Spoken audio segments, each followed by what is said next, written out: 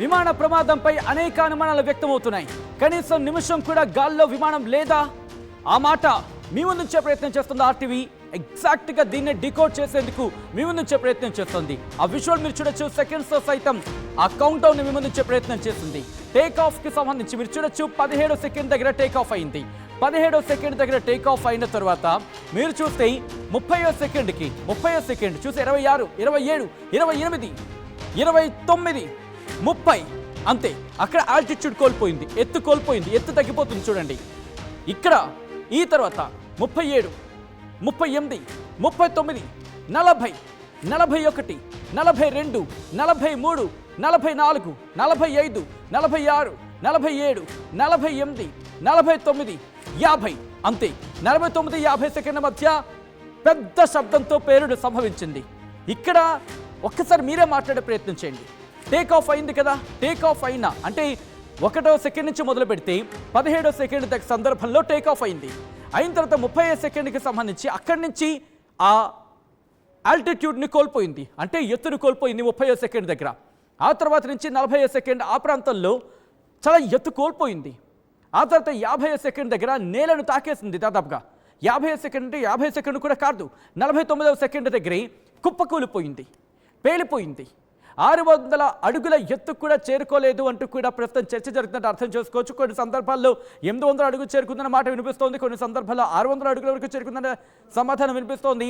ఇంకొన్ని సందర్భాల్లో రేడార్స్కి దొరకకుండా, రేడార్స్కి సంబంధించి ఒక ఎత్తుగా ఆ కమ్యూనికేషన్ పోయింది కదా, రేడార్తో కమ్యూనికేషన్ పోయిందనే చర్చ జరుగుతోంది.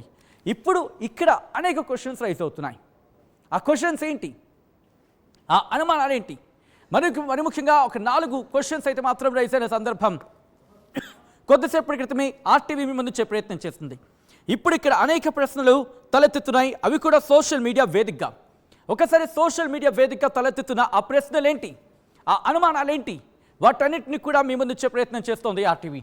ఈ నేపథ్యంలో సమాధానం లేని ప్రశ్నలని ముందుగా ఆర్టీవీ కొన్ని క్వశ్చన్స్ని మీ ముందు ప్రయత్నం చేసింది. విజువల్స్ మీరు చూడొచ్చు. సాంకేతిక లోపం లేదా ఏదైనా కుట్రకోణం ఉందా? ఇది ప్రధానంగా మొట్టమొదట తలెత్తుతున్న ప్రశ్న. దీని తర్వాత రెండోది సమాధానం లేని ప్రశ్నగా మాట్లాడుకునే ప్రయత్నం చేద్దాం. సాంకేతిక లోపం లేకపోతే ఏదైనా కుట్రకోణం ఉందా? ఇది మొదటి సమాధానం లేని ప్రశ్న. ఆ తర్వాత టేక్ ఆఫ్ను క్లియర్ చేయమని ఎయిర్ ట్రాఫిక్ కంట్రోల్పై సమాచారం ఉందా లేదా? టేక్ ఆఫ్ను క్లియర్ చేయమని ఎయిర్ ట్రాఫిక్ కంట్రోల్పై సమాచారం ఉందా లేదా? అంటే టేక్ ఆఫ్ క్లియర్ చేయమని చెప్పి ఎయిర్ ట్రాఫిక్ కంట్రోల్కి సంబంధించి కమాండ్ ఉందా లేదా? ఇది రెండో ప్రశ్న. ఇక్కడి నుంచి నెక్స్ట్ మూడో ప్రశ్నకు వెళ్దాం. విజయ్ రూపాణి వంటి ఉన్నత స్థాయి రాజకీయ నేత విమానంలో ఎందుకున్నాడు? విమానంలో రూపాణి ఉండడం యాదృచ్ఛికమేనా? ఇక్కడ అలాంటి వ్యక్తులు ఉన్న సందర్భంలో ఎందుకంటే ఉన్నత స్థాయి వ్యక్తులు ఉన్నారనుకున్న క్రమంలో అది కూడా ఆయన సాదాసీదా వ్యక్తి కాదు. గుజరాత్ మాజీ ముఖ్యమంత్రి, దాంతోపాటు కీలకమైన నేత. సో ఇటువంటి వ్యక్తులు ఉన్నప్పుడు మరింత జాగ్రత్తలు పాటించాల్సి ఉంటుంది, మరింత జాగ్రత్తలు తీసుకుంటూ ఉంటారు.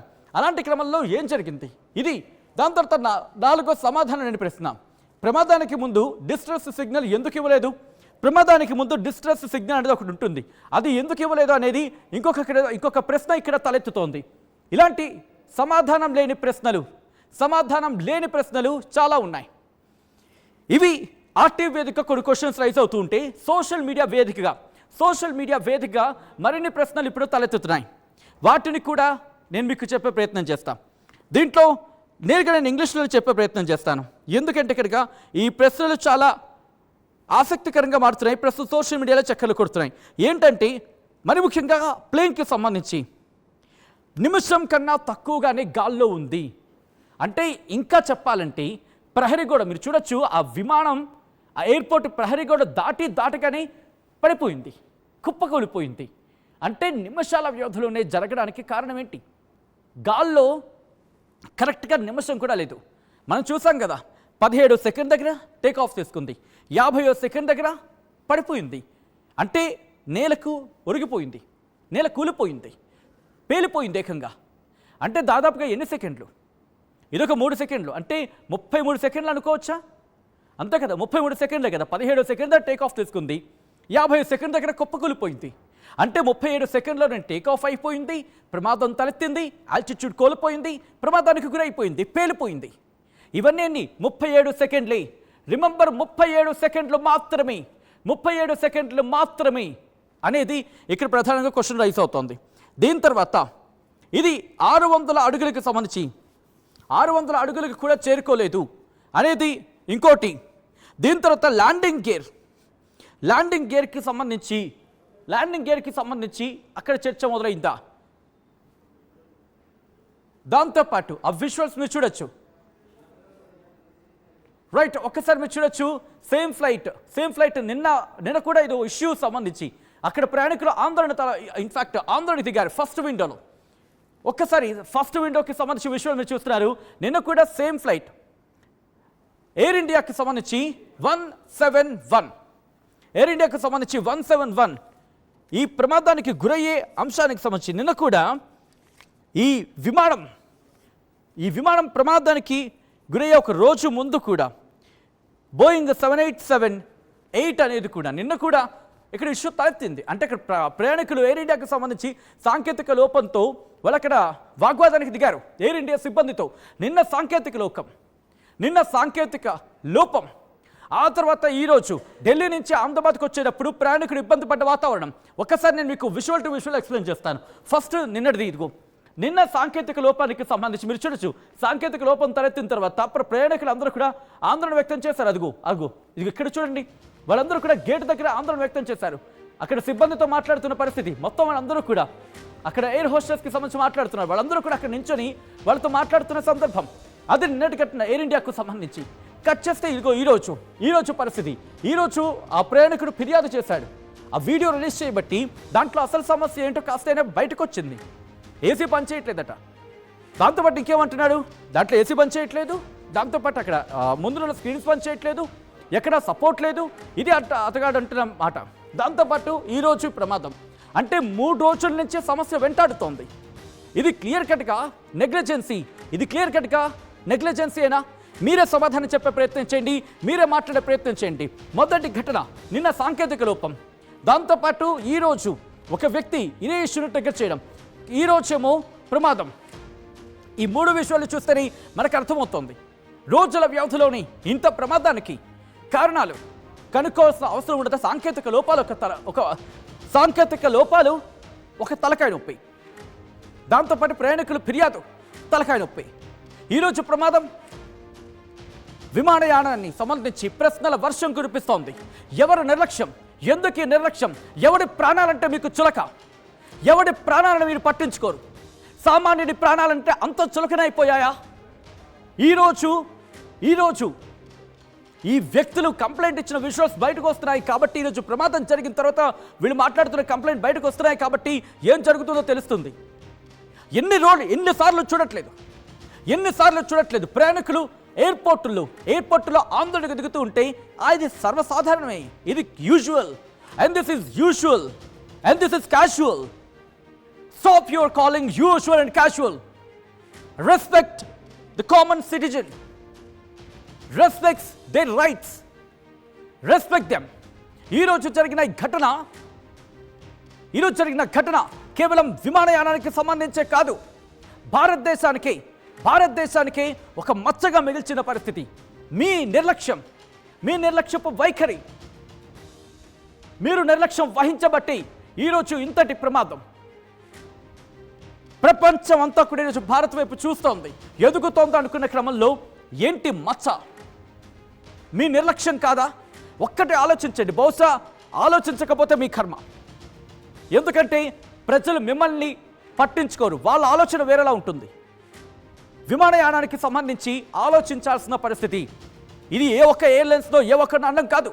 కట్ చేసి చూడండి, ఏ ఎయిర్పోర్ట్లో లేదు, ఏ ఎయిర్పోర్ట్లో ఉండట్లేదు. ఎక్కడ చూడండి ప్రయాణికులు ఆందోళన వ్యక్తం చేస్తున్న పరిస్థితి విమానయానానికి సంబంధించి. ఆఫ్ కోర్స్ మనం ఎదుగుతున్నాం, మనం ముందుకు వెళుతున్నాం, ఇది ఒప్పుకోవాల్సిన వాస్తవం, ఇది నిజం. కానీ ఇది అందరికీ ఆపాదించడం కాదు. ఎన్ని వార్తలు చూడట్లేదు, ఇదే నోటుతో మేమే చదువుతున్నాం. ఇటు దేశవ్యాప్తంగా ఎయిర్పోర్ట్లో ఎటువంటి పరిస్థితి ఉందనేది. ఈరోజు జరిగిన ప్రమాదం మన ప్రమాణాలను గుర్తు చేస్తోంది. మన ప్రమాణాలను గుర్తు చేసుకుంది. ఒక్కసారి ఆ విజువల్స్ చూద్దాం. మరి ముఖ్యంగా ఈరోజు ప్రయాణికుడు వీడియో తీశాడు కదా, ఆ వీడియోలో ఏమంటున్నాడో చూద్దాం.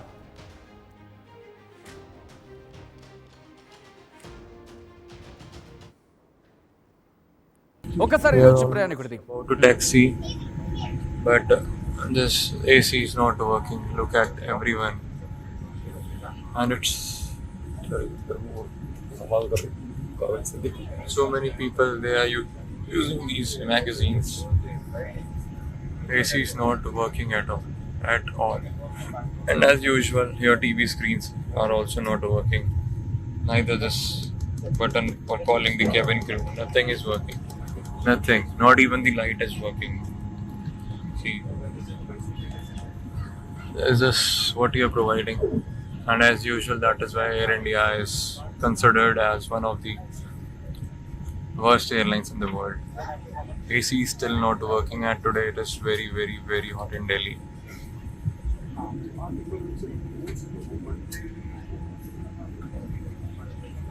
See,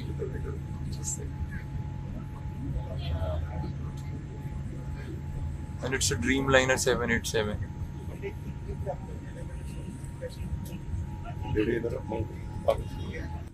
See, I'm sweating like hell. And we are here for the last 15 minutes, nothing happening.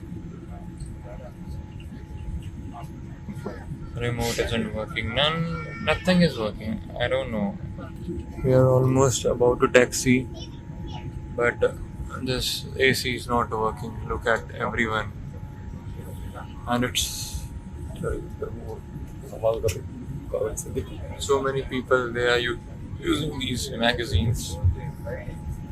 AC is not working at all. And as usual, your TV screens are also not working.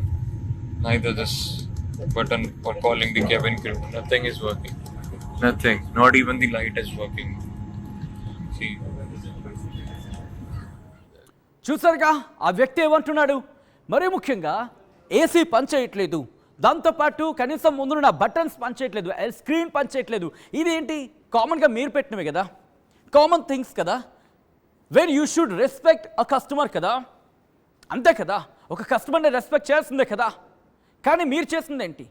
అతగాడు ఏం చెప్తున్నాడు? ఇదిగో ఇలా ఇలా పిండి మరి చెప్తున్నాడు, ఇలా చెమటను చూపించి మరి చెప్తున్నాడు. ఎటువంటి ఇబ్బందికర వాతావరణం ఉందనేది ఈరోజు ఢిల్లీ నుంచి అహ్మదాబాద్కి వచ్చిన విజువల్స్ అండ్ ఎక్స్పీరియన్స్ అదిగో మీరు చూడొచ్చు. అదిగోండి, నాకు చెమట పట్టింది. అది మినిమం థింగ్ కదా మీరు ఏసీ ప్రొవైడ్ చేయడం అనేది. ఒక ప్రయాణికుడికి ఆ మాత్రం రెస్పెక్ట్ ఇయ్యరా? ఏమంటాడు? దాదాపుగా 15 నిమిషాలు అయ్యింది, కానీ ఎక్కడ ఎవరు రెస్పాన్స్ లేదు అని అర్థం వచ్చేలా మాట్లాడిన సందర్భం. ఏమంటున్నాడు ఇంకా? ఆ వ్యక్తి ట్వీట్ కూడా చేశాడు. ఆ వ్యక్తి ట్వీట్ చేస్తూ 2 గంటల ముందు అదే విమానంలో నేను ప్రయాణించాను, ఢిల్లీ నుంచి అహ్మదాబాద్కి వచ్చానంటూ చెప్పి తన ఎక్స్పీరియన్స్ని షేర్ చేసుకున్నాడు ఆ వీడియోలో. అప్పుడు కదా అసలు విషయం బయటకు వచ్చింది. అప్పుడు కదా ఎటువంటి ఇబ్బందికర వాతావరణం ఉంటుందో తెలుస్తోంది. ఇదిగో ఆ వ్యక్తి ఆకాష్ వత్స ఆయన చేసిన tweet. I was in the same damn flight 2 hours before it took off from Ahmedabad. I came in this అంటూ కూడా ఢిల్లీ నుంచి అహ్మదాబాద్కి నేను వచ్చాను, 2 గంటల ముందు నేను ఈ ఫ్లైట్లో ఉన్నాను అంటూ కూడా చెప్పుకొచ్చాడు. Noticed unusual things in the place. అసాధారణంగా ఉండాల్సిన చోట లేవు అంటూ కూడా. దాంతో వీడియో తీశాను. Made a video to tweet Air India tweet చేద్దామని చెప్పి వీడియో తీశాను. అండ్ ఇప్పుడు ఈ ఘటనకు సంబంధించి ఇంకొన్ని వివరాలు ఇవ్వాలనుకుంటున్నానంటూ కూడా ఆకాష్ వత్స్ చెప్పుకొస్తున్నాడు. ఆ విజువల్ని దాంట్లో పెట్టాడు. ఆ విజువల్స్ మీరు చూడొచ్చు. సోషల్ మీడియాలో తన హ్యాండిల్లో ఈ వీడియోస్ ఉన్నాయి. అదే విమానం ఇప్పుడు ఈరోజు ప్రమాదానికి కారణమైంది. అప్పుడే కనుక అధికారులు మరి ముఖ్యంగా we respect customers, we honour customers, we respect customers. Where is that respect? Where is that honour? ఈరోజు 240 మంది ప్రాణాలకి 241 మంది ప్రాణాలు విమానం కారణంగా. విమానంలో ప్రయాణం చేస్తూ ఎవడు ఎందుకు ప్రయాణం చేయాలనుకుంటాడు? ఒకటే సీదా ప్రశ్న ఇక్కడ తలెత్తుతుంది. ఎవరైనా ఎందుకు ప్రయాణం చేయాలనుకుంటారు? సుదూర దూరాలకు సంబంధించి సుదూర తీరాలకు చేరుకోవాలంటే ఉన్నది ఒకటే ఒక మార్గం కదా, ఉన్నది ఒకటే ఒక మార్గం, ఇంకా అవకాశం లేని ఇంకొక మార్గం, అది విమానయానం. అంత డబ్బులు ఖర్చు పెట్టి అంత డబ్బులు వెచ్చించి లేదు మీకు సరిపోలేదనుకోండి, మీరు ఊరుకుంటున్నారా? ఖర్చులు పెంచుతున్నారుగా. ఇది విమానయానాన్నే సీదా ప్రశ్నిస్తున్న సందర్భం, విమానయానానికి సంబంధించి సవాలు విసురుతున్న సందర్భం, విమానయానం సమాధానం చెప్పాల్సిన సందర్భం. విమానయానానికి సంబంధించిన అధికారులు, మరి ముఖ్యంగా ప్రైవేటు సంస్థలు కూడా బాధ్యతను రెట్టింపు చేసుకోవాల్సిన సందర్భం. ప్రయాణికుడి భద్రతకు మరింత పెద్దపీట వేయాల్సిన ఆవశ్యకత. ఈరోజు 240 మంది, దాంట్లో మాజీ ముఖ్యమంత్రులు ఉన్నారు. ఎంతమంది ఉన్నత స్థాయి అనే మాట కూడా కరెక్ట్ కాదు ఇక్కడ. ఎంతమంది విద్యావంతులు ఉన్నారు, ఎంతమంది భావితరాలకు ఉపయోగపడే వాళ్ళు ఉంటారు, ఎంతమంది యంగ్స్టర్స్ ఉంటారు, ఎంతమంది విదేశీయులు ఉంటారు. ఇప్పుడు విదేశీయులు ఆలోచించరా? మన భారత విమానయానానికి సంబంధించి నమ్మాలంటే ఇంకొన్ని రోజులు పట్టదు. వాళ్ళలో మనం నమ్మకం ఎలా తీసుకురాగలం? ఈరోజు ఎయిర్ హోస్టెస్ కుటుంబం కన్నీరు మున్నీరుగా వినిపిస్తోంది. ఎవరు సమాధానం చెప్తారు? ఒక్కసారి మీరు వినండి, 2 చెవులు రెక్కించి వినండి. ఒక్కసారి వాళ్ళ ఆ గోడు, వాళ్ళ ఆ కన్నీటి గోసను ఒక్కసారి 2 చెవులు రెక్కించి వినండి.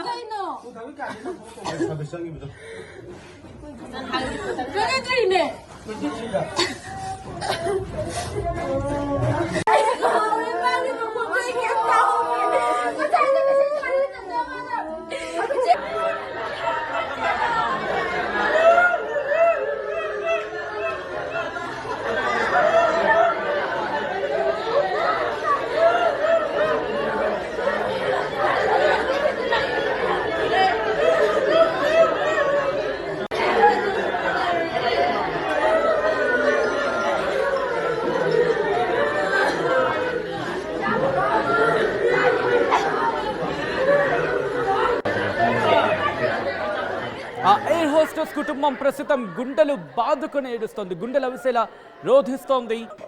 నవ్వుతూ రోజు డ్యూటీకి వెళ్ళేది, అది పనిగా కాదు, తనకి ఇష్టంతో చేసేది అంటూ కూడా కుటుంబం మాట్లాడిన సందర్భం. కన్నీళ్లతో మాట్లాడుతూ ఆ కుటుంబం ఏడుస్తోందంటే, కన్నీళ్లతో ఆ కుటుంబం ఆ దుఃఖాన్ని వ్యక్తపరుస్తుందంటే అర్థం చేసుకోవచ్చు. ఒకసారి చూడొచ్చు ఆల్బమ్స్ చూసుకుంటూ, ఎందుకంటే తమ వాళ్ళకి రారని తెలుసు. కేవలం ఫొటోస్లోనూ ఆల్బమ్స్లో మాత్రమే ఇంకా చూసుకోగలం. భౌతికంగా వాళ్ళని చూసే అవకాశం కూడా లేదు, వాళ్ళని తాకేంత కూడా ఇక లేదు. ఎందుకంటే మాంసపు ముద్దలు మాత్రమే. అంతటి దారుణమైన దుర్ఘటన ఇది. ఈ నేపథ్యంలో ఆ కుటుంబాలు గుండెలు బాదుకుని ఏడుస్తున్నాయి. ఇక తమ వాళ్ళు రారని తెలిసి. ఈ నేపథ్యంలో ఒక్కసారి ఆ కుటుంబాలు ఏమంటున్నాయో, ఆ కుటుంబాలు ఆ గోడు, వాళ్ళ గోస ఒకసారి మీరు వినే ప్రయత్నించండి.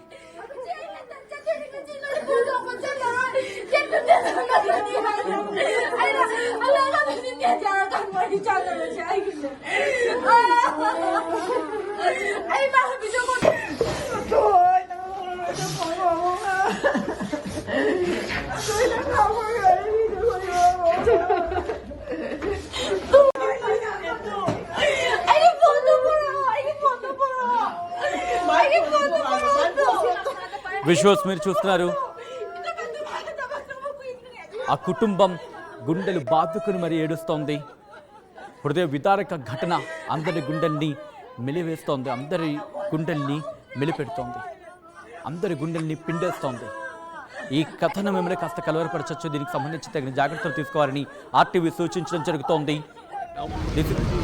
And right now, if you ask me, I can only think about the passengers, their families, what they might be going through, and especially the civilians also who are there near the crash site.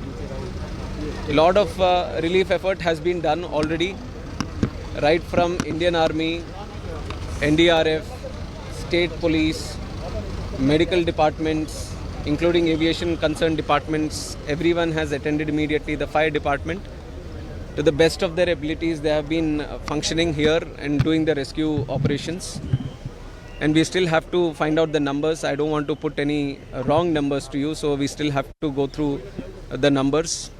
And my condolences, my prayers, my thoughts with the families of the bereaved. And we are trying to extend all the help that can be done. And even our Honorable Home Minister is also coming to inspect the site right now. He will be coming here. We'll go through another round of inspection. We'll talk to some of the people who are here and all the teams that are here. And then we are having one meeting at the Circuit House. Circuit House, Annex. So we will be discussing some more things there. Maybe once we go through all these discussions, I can give you some more information. But if you ask me, then I'm just thinking about the families and the passengers who are there. It's a great loss. भी थे इसमें जो travel कर रहे थे, Yes, ऐसी yes, information है। it is. और उसमें It is very British nationals Yes. थे और वो सब very sad to know that Vijay Rupani ji, ex-Chief Minister, was also there, and like you were mentioning, other nationals were also there, children were also there. I would only say that each and every life is precious to us. Each and every one is a very important person to us. So it's an incident which has shaken the nation also. Everyone has expressed their कितना grief. Seriously इस घटना को लिया जा रहा है क्योंकि इतनी टेक्नोलॉजी రైట్, అది కేంద్ర విమానయాన శాఖ మంత్రి రామ్మోహన్ నాయుడు చెబుతోంది. మరి ముఖ్యంగా everyone life is precious to us, ప్రతి ఒక్కరి ప్రాణం మాకు చాలా విలువైంది అంటూ కూడా ఆయన చెప్పుకొచ్చారు. విజయ్ రూపాని కూడా ఆ ప్రయాణంలో ఉన్నారంటూ కూడా చెప్పుకొచ్చారు ఆయన. ఈ నేపథ్యంలో ప్రస్తుతం ఈ ఘటనకు సంబంధించి సహాయక చర్యలు కంటిన్యూ అవుతున్నాయి. ఎవరికైతే వైద్య సహాయం అవసరమో వాళ్ళకి పూర్తి స్థాయిలో అందుతోంది అంటూ కూడా ఆయన చెప్పుకొచ్చారు. ఈ ఘటనకు సంబంధించి ప్రస్తుతం అందరినీ కూడా ఈ ఘటన తీవ్రంగా కలిచివేస్తోంది. ఒక్కొక్కరు కూడా, ఒక్కొక్క కుటుంబాలు కూడా మరణించిన ఆ వ్యక్తికి సంబంధించిన కుటుంబీకులు గుండెలు పగిలేలా రోధిస్తున్నారు. ఈ కథనం మిమ్మల్ని కాస్త కలవరపరచవచ్చు. దీనికి సంబంధించి తగిన జాగ్రత్త తీసుకోవాలని ఆర్టీవీ సూచించడం జరుగుతోంది. This is the disturbing content. Viewer description is advised.